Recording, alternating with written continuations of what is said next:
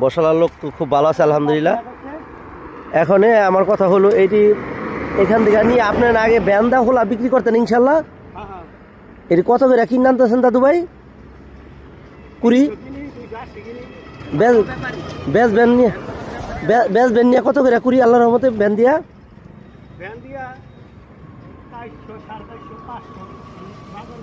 মানে মোটামুটি আপনার অর্ধি হইলো যদি 10-20 মতো বিক্রি করেন তো ভালো টাকা আসে আল্লাহর রহমতে।